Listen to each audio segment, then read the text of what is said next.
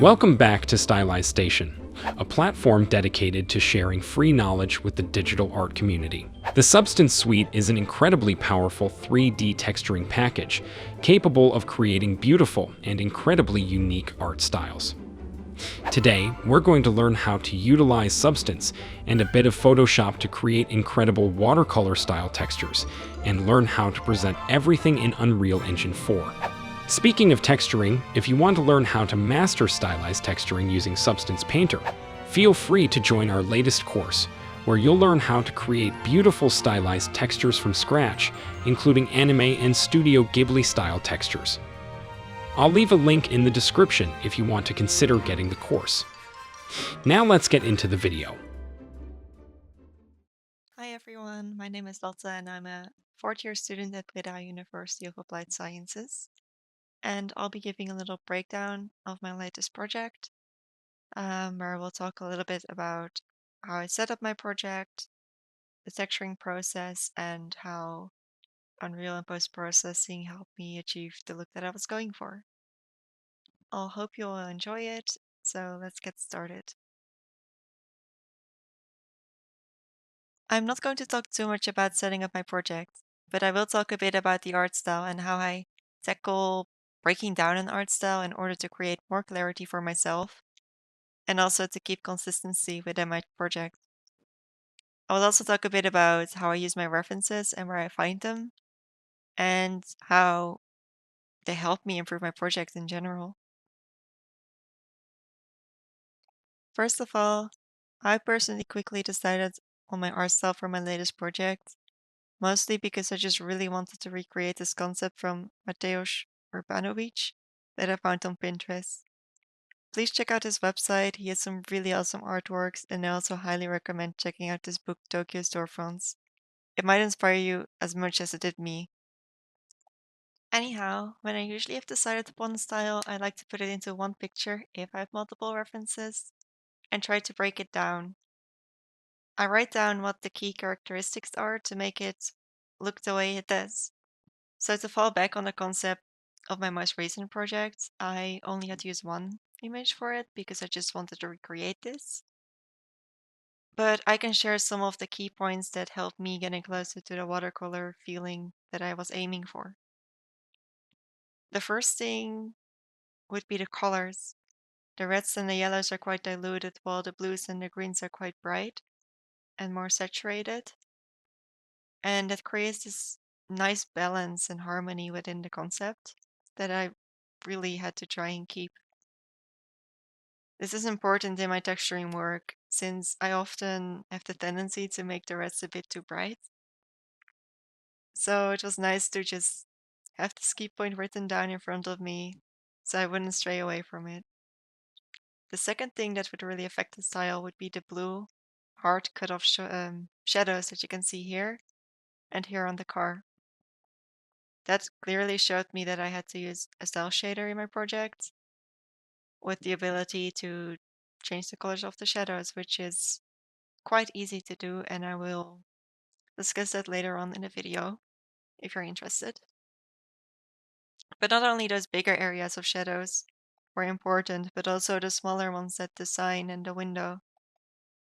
I couldn't get that in with just lighting alone, so I had to consider painting those in within the textures themselves, which I also ended up doing because it's adding a lot of character to the entire thing that I couldn't lose. The third thing that was important and what I needed were the outlines. The outlines in this concept, they are quite wonky and also have a lot of character to them. They're imperfect and make the entire concept less stiff. So I had to come up with a solution for that as well, which was quite easy. I just needed to add extra wonkiness to the models in order for the outline shader to be working correctly, which I will also discuss further into the video as well. The last thing was the paper texture. Without the paper texture, it just wouldn't feel like a watercolor painting. So having that was a must, and Again, I will show you later how I solved that one as well. But I can already tell you it's like a combination between texturing and shader again. There were of course some more things to consider, but these were the main points that helped me achieve the more watercolory feel of this concept.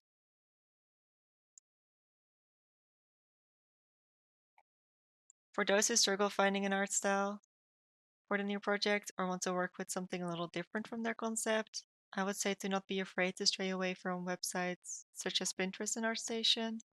There's nothing wrong with them and they can be an amazing help, but maybe it's a nice breath of fresh air to look for different inspiration, such as the work from the old masters and their fancy paintings back in the days, or some webcomics. Webcomics often are a really good inspiration for color usage, in my opinion. And for shape language, you can also look at children book illustrations. They're often a bit more exaggerated to keep the interest of the child. So they can be a really good reference for your stylized work, since shape language is so important. When it comes to references, I use PureRef a lot. It is a really nice tool to keep your references nice and organized, and is quite user friendly. I generally have multiple PureRef files when I'm working on a bigger project, one for art references, one for material references, and one for real life ones, such as this one. Even when working on a stylized project, I think it is important to look at your real life references as well. I know that a lot of people who are just starting out don't do that, but I would advise you to still gather some of it because it can often help you with set dressing or just something to look back for when you need to fill up your scene with more assets.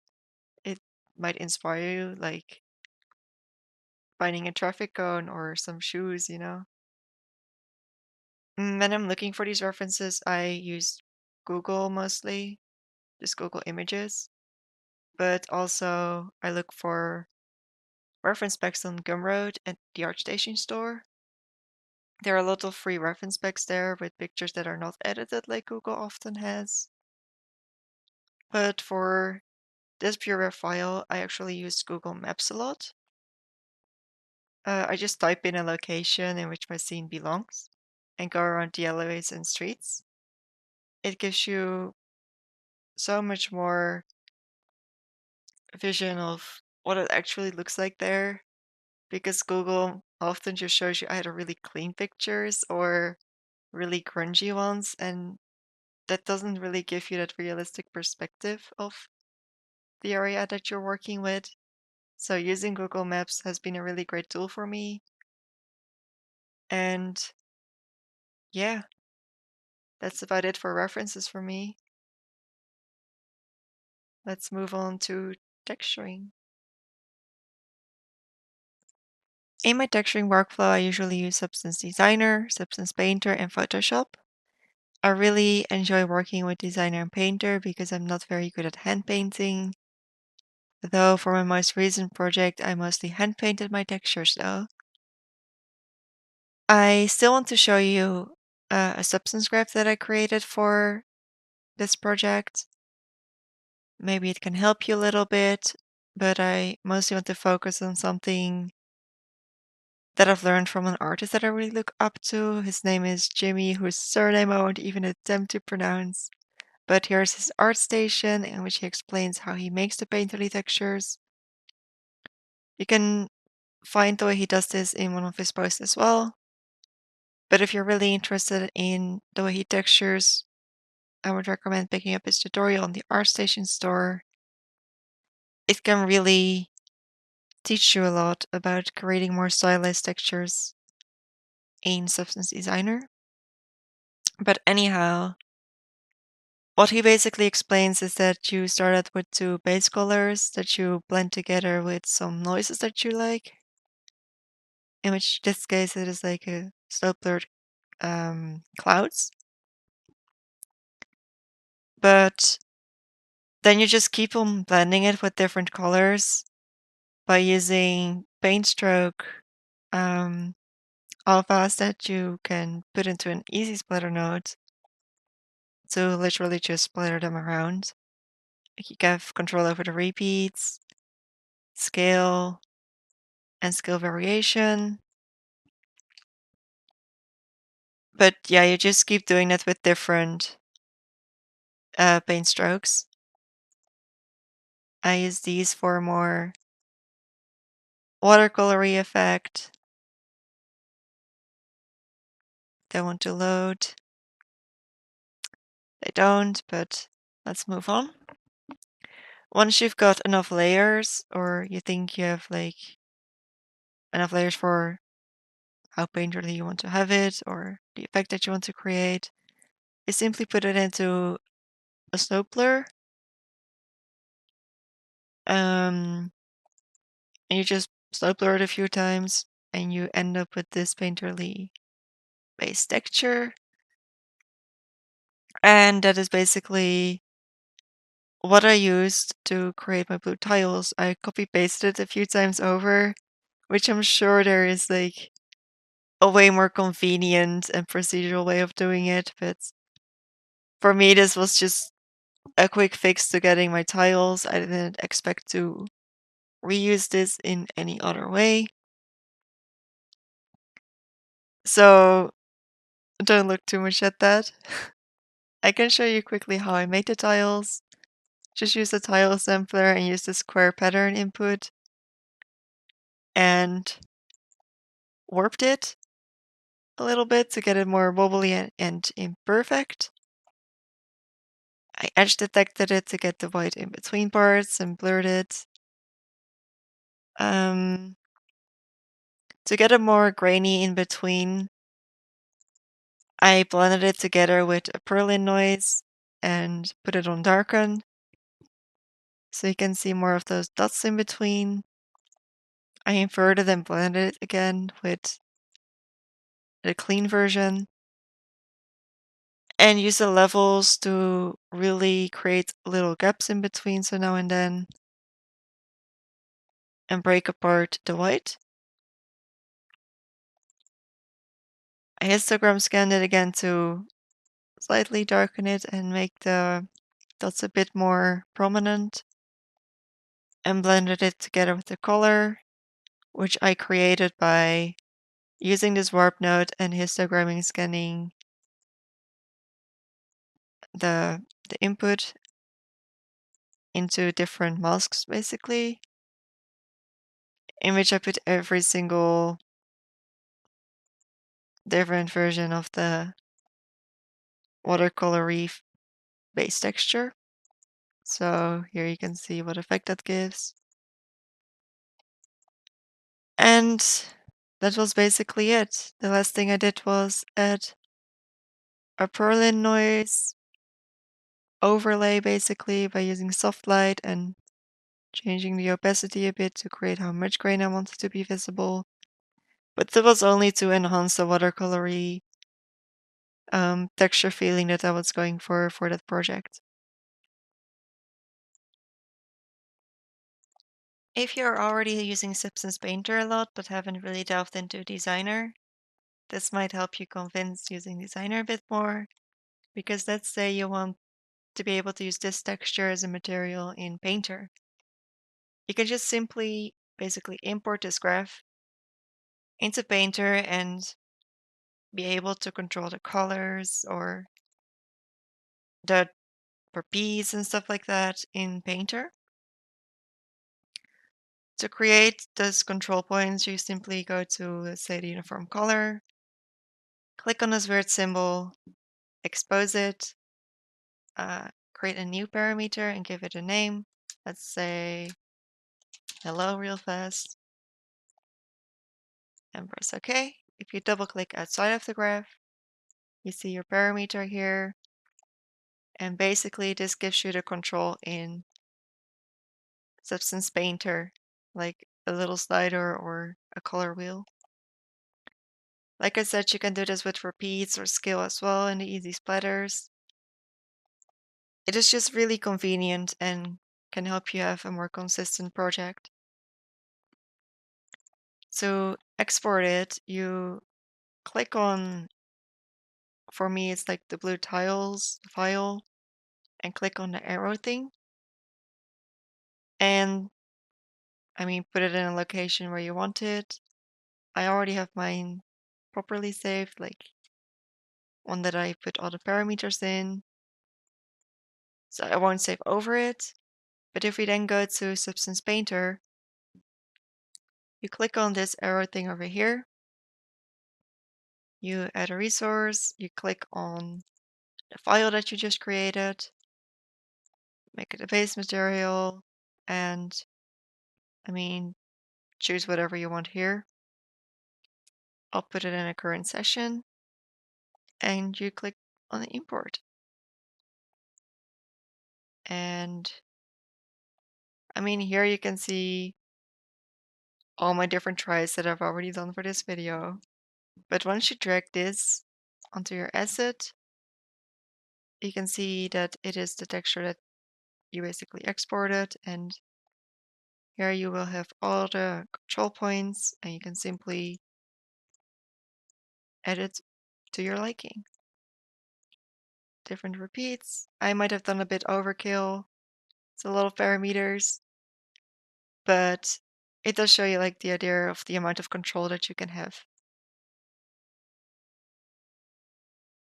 So lastly, I just want to show you a texture sheet for my project and how I achieve the watercolors in my textures. It is honestly quite easy. All you need is Kyle's watercolor brush set that you can just get on the Photoshop website, and that does all the work for you. An example is this brush. It is automatically set to multiply and gives you a very legitimate watercolor brushstroke, in my opinion. A quick tip is if you put it on clear, they can also act as erasers. Really useful. But as you can see, I did paint it in some shadows. That was only to enhance the ones that were already in engine as well with the lighting. And without it, it wouldn't be as watercolory. You can also see paper texture. Those are just in the brushes. So like I said earlier, brushes do all the work. And as you can see, it doesn't have to be the perfect texture sheet. Mine is quite messy, but it gets the job done. So don't be afraid to get a little dirty in there. And I don't have anything else left to say about my textures. So now that I am in Unreal, I will quickly show you my material setup. I use a master material to easily tweak my textures. I'll show you what it does and then go a little bit into the material. It is a really basic setup though, but it is quite nice to have. So what I just did was create a material instance, and that basically allows me to use the master material. So in this case, you can take on what you want to have. Like I have to have it set up for a base color, a normal map, and roughness. In the end, most of my um, assets in my scene are either just a base color, or in rare cases, a base color and a normal. So I will just show you the normal first. You can just click on this and search for a texture map. I will show the one that I showed earlier at my vending machine. So right now you don't see anything because I have to put these on one. Once I've done that, you can see the texture. And what you can do with a master material is create parameters. So you could change the saturation of the texture, like desaturated or saturated a lot. And it's just really nice to have for small texture tweaks in case you kind of messed up something, but you don't really want to redo it in your own textures. And this is a quick fix for that. Besides saturation, I also added rotation, but I only put that in there for tileable, so it's not really good for assets. So we'll turn that off. And what this does is increase the normals of a map or decrease it with the strength. So if your normal isn't just as strong as you expected it to be, you can just easily make it stronger in here. But since I can't really show you a proper, um, I can't really show you like a good example since I barely use a normal map in my scene. But it is smart to have. Then the last thing is color overlay and roughness. The color overlay, come up, kitty. I'm sorry, that's my cat. Um, the color overlay basically works like a multiply layer in Photoshop, so you can just kind of change the tint of the texture that you're working with. Again, it's just a quick, limited fix for if you just want to tweak your texture slightly without going back to it. And roughness I didn't use in this project in the end, but that way you can also increase or decrease how shiny it will be. Now I'll quickly show you how that looks like in the master material. This you shouldn't look at, that is a field test. But here I did the tiling and the rotation. Used a custom rotator node for that. But I won't get too much into that because that's not really the interesting part. But here you have the color overlay. It is really simple. You just use a multiply node. Use the base color as your A input. Use the color overlay as your B input, and you're done. Same with desaturation. There's just a node for it, and you just create a parameter by clicking while holding S, and that gives you the parameter node, and you can just rename it, and that creates the desaturation effect in the material. You lerp it together and put it into your base color. Since I don't use specular things, I just put constant 1 in there because it created some bugs and weird effects when I didn't have anything in there.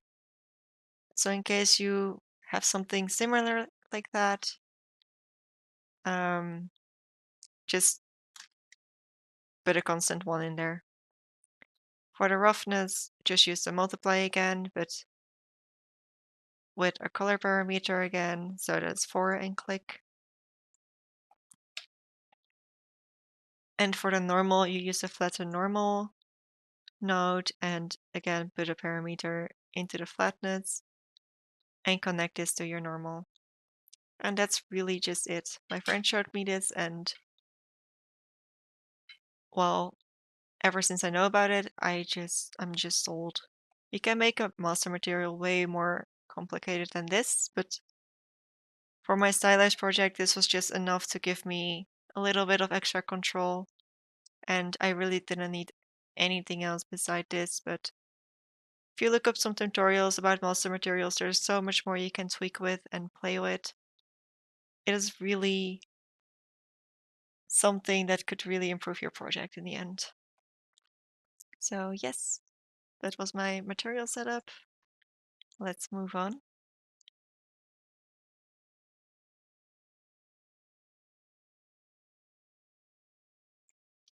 The post-processing has been a really important part in my project because it basically creates those key characteristics that I mentioned earlier when I was breaking down the art style. So in case you're looking for something similar, or if you're just interested, I will just go through my shader a little bit and show you what I've done to create that. Most of the things in the shader are something I got from tutorials, so I will refer back to them as well when I get to those parts. And show you where you can find them. You can get a way more detailed explanation there because they go step by step throughout the entire process. So they will teach you a lot more than I can because I'm not super techy. So yes, let's get started. Starting with the cell shader, it was something I found on a YouTube channel called Unreal CG.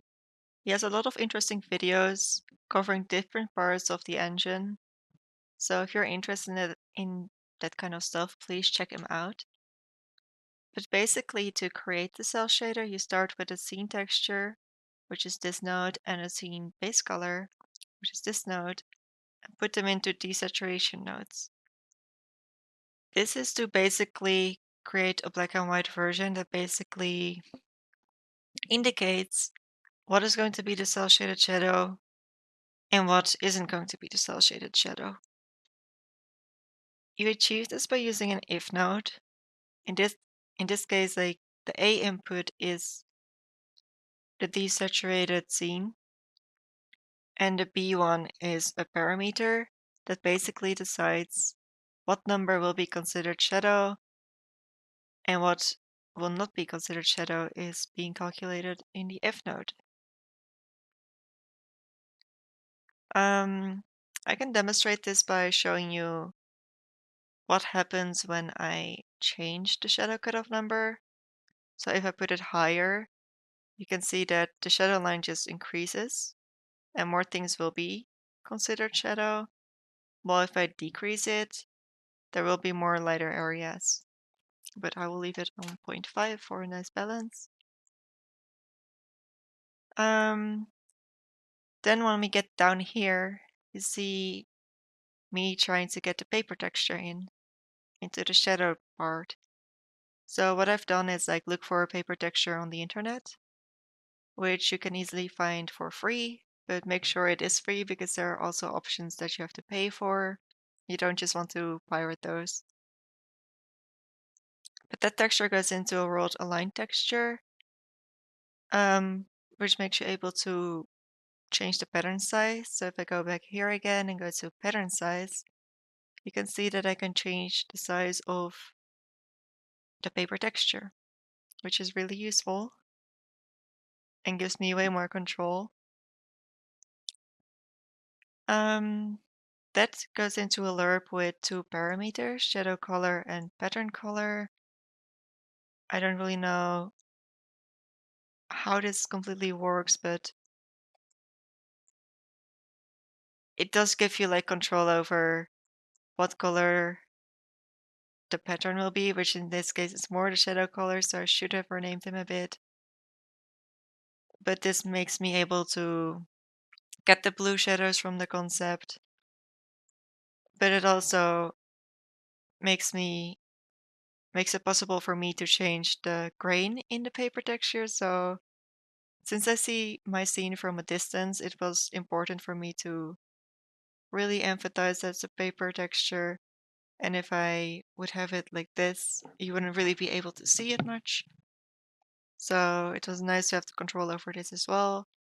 So I could put it on black and show a more heavy paper grain. Now back to the shader graph again. I just blend it all together with the colored version of my scene and with basically the mask for the shadow, and that is pretty much your cell shader. I did put an extra paper grain over it because the one from earlier only applies in the shadow, while this one goes over the entire scene.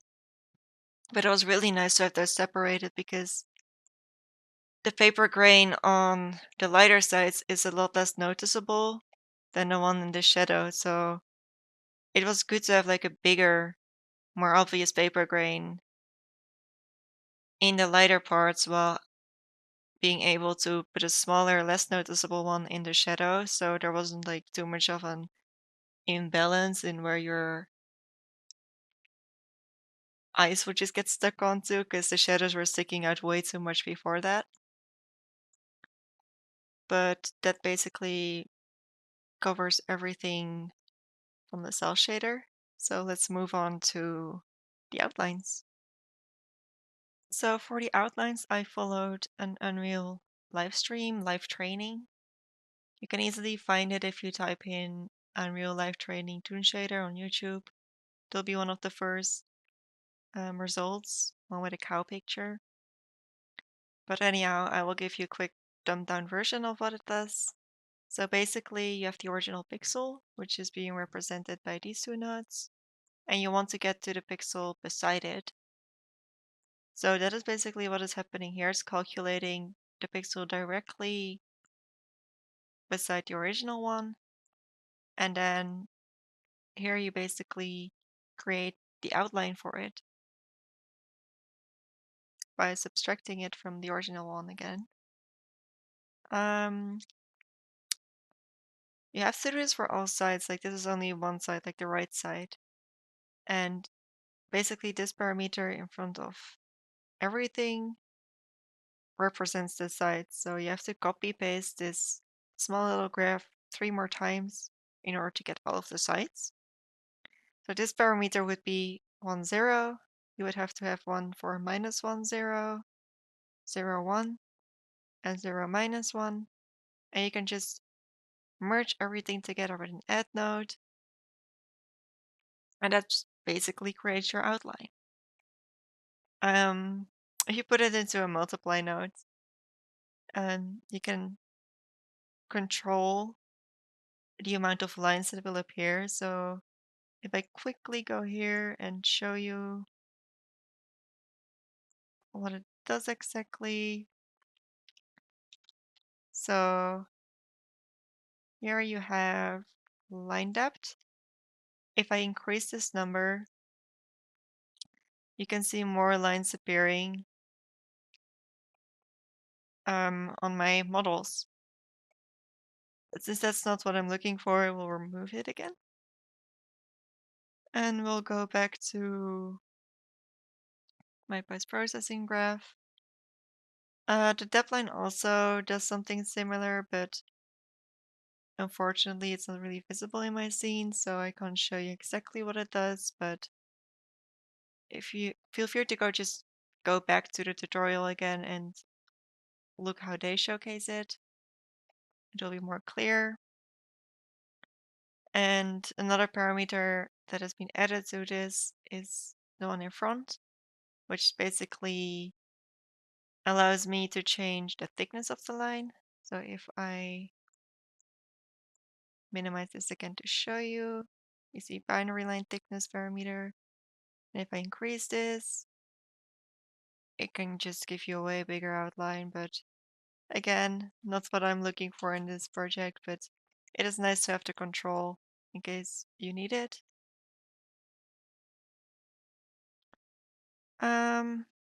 This all gets blended to like a nice round number and blended together with almost a duplicate of the shader area.